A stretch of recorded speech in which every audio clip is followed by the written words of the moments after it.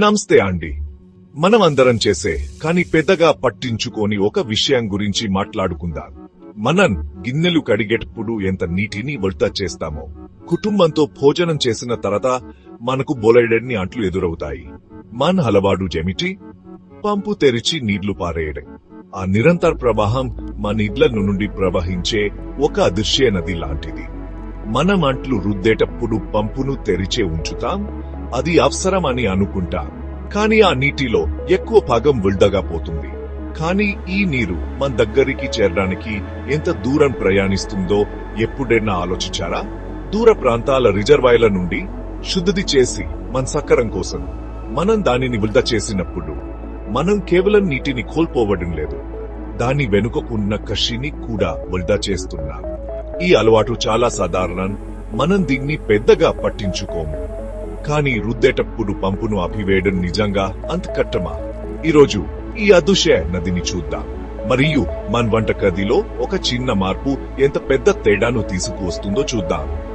మీరు అనుకున్న దానికంటే ఇది సులభం, మరియు దీని ప్రభావం మీరు భావించిన దానికంటే పెద్దది. ఇప్పుడు మనం కొన్ని అంకెలు చూద్దాం. ఇది నిజంగా కళ్ళు తెరిపిస్తుంది. 4 సభ్యుల కుటుంబం పంపు తెరిచి గిన్నెలు కడిగితే ఒక పూటకే 150 లీటర్ల వరకు నీటిని ఉపయోగించొచ్చు. అంటే రోజుకి 450 లీటర్లు కేవలం గిన్నెల కోసమే. రోజుకి 22 పెద్ద నీటి కిహాన్లను నేరుగా మురుగులోకి పోసినట్లు ఊహించుకోండి. ఒక నెలలో అది ఒక చిన్న స్విమ్మింగ్ పూల్ ను నింపడానికి సరిపోతుంది. మనం ఇప్పుడు తెలంగాణ స్టేట్ లోని హైదరాబాద్ సిటీ ఎగ్జాంపుల్ తీసుకుందాం. దీన్ని హైదరాబాద్ లోని లక్షలాది కుటుంబాలతో లెక్కిస్తాం. మనం నెల బిలియన్ల లీటర్ల నీటిని వృధా చేస్తున్నాం. ఇది చిన్న లీక్ కాదు, ఇది ఒక వరద.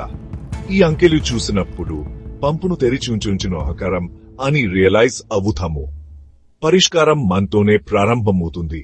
మన వంటగది సింక్ వద్దే మన ఆశ్చర్యాన్ని చర్యగా మారుద్దా. ఇప్పుడు ఒక చిన్న హీరోని కలుద్దాం, ట్యాప్ ఎరేటర్. ఈ చిన్న పరికరం మీ టాప్ కు బిగించి నీటితో గాలిని కలుపుతుంది. ఒత్తిడిని తగ్గించకుండా ప్రవాహాన్ని తగ్గిస్తుంది. సాధారణ టాప్ నిమిషానికి 10 to 15 లీటర్ల నీటిని బయటకు పంపుతుంది. కానీ ఎరేటర్ దానిని 3 to 4 లీటర్లకు తగ్గిస్తుంది. అంటే 60% కంటే ఎక్కువ నీరు తక్కువ.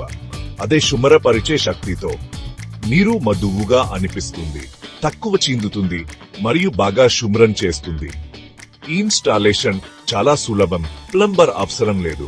హరెట్లు చక్కగా ఉంటాయి, అన్ని చోట్ల అందుబాటులో ఉంటాయి మరియు పెద్ద ప్రభావాన్ని చూపుతాయి. ఇది జీవితకాల పొదుపు కోసం ఒకసారి చేసే ప్రయత్నం. దీన్ని ఒక నిశ్శబ్ద రక్షకునిగా భావించండి. బిందువుగా నీటిని ఆదా చేస్తుంది. కొన్నిసార్లు చిన్న మార్పులు పెద్ద తేడాను తీసుకొస్తాయి. ఎరేటర్ తో పాటు ఇంకొక సులభమైన ఉపాయం ఉంది, బేసిన్ ఉపయోగించడం.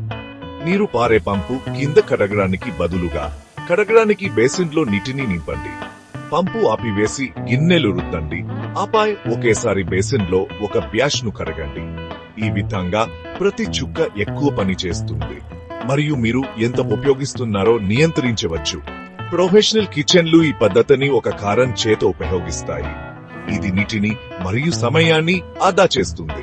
ఇది దినచర్యలో ఒక చిన్న మార్పు, కానీ పొదుపు చాలా పెద్దది. సఫీరమైన భవిష్యత్తు కోసం మనం ఈ చేంజ్ తీసుకుని వద్దాం. ఇప్పుడు అన్నింటినీ కలిపి ఒక సాధారణ నీటిని ఆదా చేసే దినచర్యను చూద్దాం. మొదటి అడుగు కడగడానికి ముందు మిగిలిపోయిన ఆహారాన్ని తీసివేయండి. రెండో అడుగు కష్టమైన పాత్రలను నానబెట్టండి, ఆపై పంపు ఆపివేసి అన్ని పాత్రలను రుద్దండి. మూడో అడుగు సబ్బు వేసిన పాత్రలను శుభ్రమైన నీటి బేసిన్లో కడగండి. సమర్థవంతంగా కడగడానికి బ్యాష్ గా కడగండి. నాల్గవ అడుగు అవసరమైతే మీ ఎరేటర్ ఆన్ చేసి పంపు కింద త్వరగా చివరిసారి కడగండి. ఈ పద్ధతి మీ పాత్రలు కడిగే నీటి వినియోగాన్ని 80% వరకు తగ్గించగలదు. ఇది సులభం, ప్రభావవంతమైనది మరియు త్వరలో అలవాటుగా మారుతుంది. ప్రతి అడుగు నీటిని ఆదా చేస్తుంది. మీరు కడిగిన ప్రతిసారి చిన్న మార్పులు పెద్ద ఫలితాలు.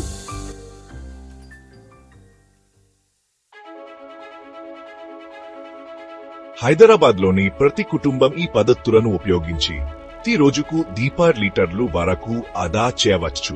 25 lakhs కుటుంబాలతో ప్రతి రోజుకు 50 crores లీటర్లు ఆదా అవుతాయి. కేవలం 17 రోజుల్లో మనం ఆల్మోస్ట్ మొత్తం ఒక సరస్సును నింపగలం. ఇది కేవలం ఒక సంఖ్య కాదు, ఇది మన నగరానికి నీటి భద్రత. అందరికీ ఎక్కువ నీరు, తక్కువ కొరతలు మరియు నీటి యాంకర్ల అవసరం తక్కువ. ఈ ప్రభావం చాలా పెద్దది. ఒక కుటుంబం మరొకరిని ప్రేరేపిస్తుంది మరియు త్వరలో మొత్తం నగరం పొదుపు చేస్తుంది. మనం రోజువారీ అలవాట్ల నుండి ఆదా చేసిన నీటితో ఒక హద్దుచే రిజర్వాయర్ను నిర్మిస్తాం.